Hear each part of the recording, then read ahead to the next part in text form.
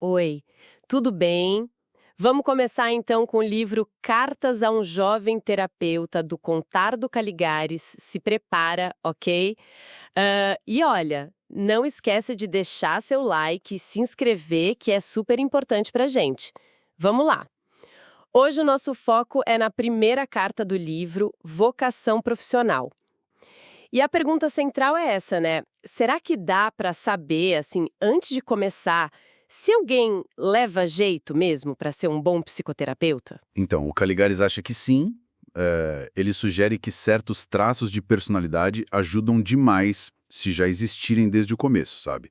Porque são coisas difíceis de adquirir só na formação. É quase como uma matéria-prima mesmo. Interessante isso. E ele já começa meio que jogando um balde de água fria numa expectativa bem comum, né? Ele aponta logo de cara uma contraindicação. Essa necessidade de gratidão, de reconhecimento o tempo todo. O exemplo do pai dele, que era médico, é muito forte, né? A casa cheia de presentes, aquela coisa bem explícita. Exatamente. E aí tá uma diferença, assim, fundamental para a psicoterapia. O Caligares aponta duas razões principais para essa busca por veneração ser um problema para o terapeuta. Primeiro, é a percepção social. O terapeuta não costuma receber aquela gratidão, digamos, preventiva que o médico recebe. Muitas vezes o que ele encontra é uma mistura de medo, desconfiança. Sim, total. Quem nunca ouviu, tipo, ah, você é psicanalista? Vou tomar cuidado com o que eu falo, ou algo assim. Uma defesa, né? Totalmente. Aquele medo de estar sendo analisado, né? E qual seria a segunda razão? A segunda tem a ver com a própria natureza da relação terapêutica. O terapeuta, de um jeito, ele é o remédio. E o que a gente faz com a caixa do remédio depois que melhora? Joga fora, né? Pois é, ela perde a função, é descartada. O Caligares fala que a idealização inicial do terapeuta é até útil, necessária talvez, mas ela tem que dar lugar para a autonomia do paciente. Se ficar numa admiração eterna, é como trocar uma doença por outra. Ele até usa a analogia da toxicomania, né? Uma dependência.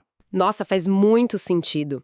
Ele até comenta de alguns terapeutas que acabam, talvez sem perceber, cultivando essa admiração, viram líderes de escolas teóricas e tal, mas os tratamentos podem virar uma coisa sem fim. E o fim da análise parece quase uma traição pessoal para o terapeuta. É isso. A provocação dele é forte. As psicoterapias talvez fossem melhores com menos brilho e neurose dos chefes, sabe? E mais cuidado focado nos pacientes mesmo. Então, o recado é bem claro. Se a pessoa tem uma necessidade muito grande de ser amada, admirada, talvez a psicoterapia não seja o caminho ideal para ela. Entendi. Bom, se essa necessidade de reconhecimento é uma contraindicação, a pergunta que fica é: o que seriam então os traços desejáveis? O que o Caligares aponta como positivo? Ele lista 4 pontos principais. O primeiro é um gosto assim genuíno pela palavra e um carinho espontâneo pelas pessoas, mesmo as mais diferentes, as mais difíceis. É a capacidade de escutar discursos que podem ser ah, desconcertantes. Ele dá exemplos de moradores de rua, pacientes psiquiátricos, sem perder atenção, sem recuar instintivamente. Aquela história dele no IME. Ah, sim, do menino. Isso, do menino que comeu seu rosto com saliva. É um teste extremo, né? De tolerância, de aceitação da língua do outro, por mais estranha que pareça. Essa imagem é muito forte mesmo. E qual o segundo traço? Depois dessa escuta atenta. O segundo é uma curiosidade, assim, imensa pela variedade da experiência humana e com o mínimo de preconceito possível. Isso é crucial. Conseguir suspender o julgamento moral pré-concebido. Claro, todo mundo tem suas crenças, mas elas não podem ser a régua para a vida do paciente, entende? O valor de um sintoma, sei lá, uma insônia, uma fantasia sexual, só faz sentido dentro da história única daquela pessoa. Certo. E ele é bem prático nisso.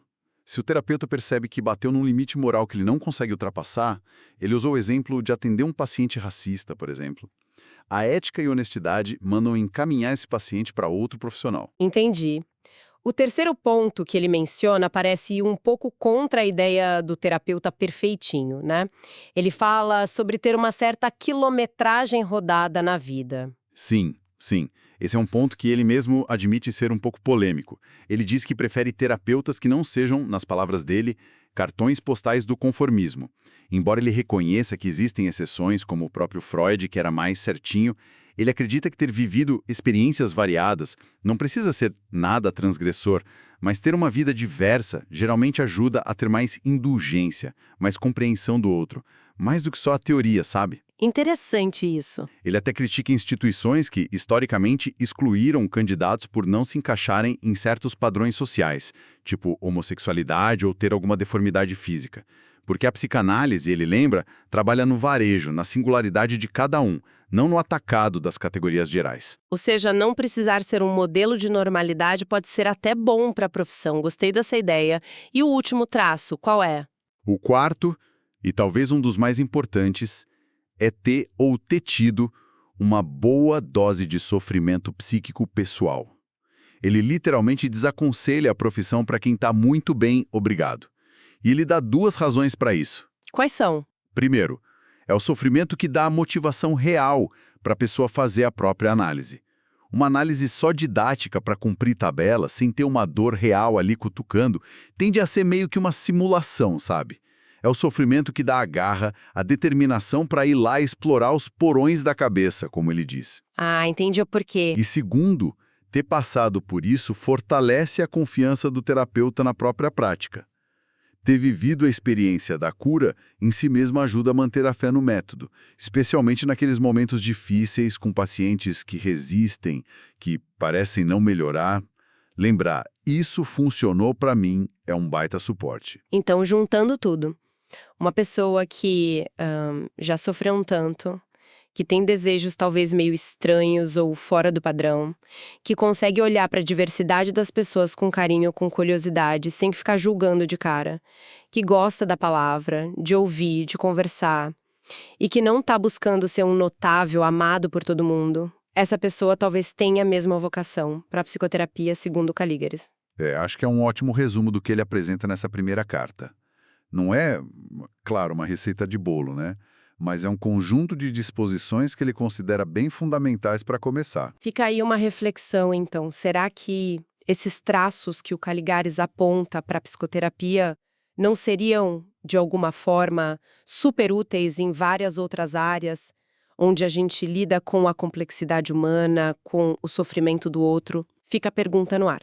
Bom, se esse conteúdo te tocou de alguma forma, se te fez pensar, deixa o like pra gente. Um abraço apertado e até a próxima.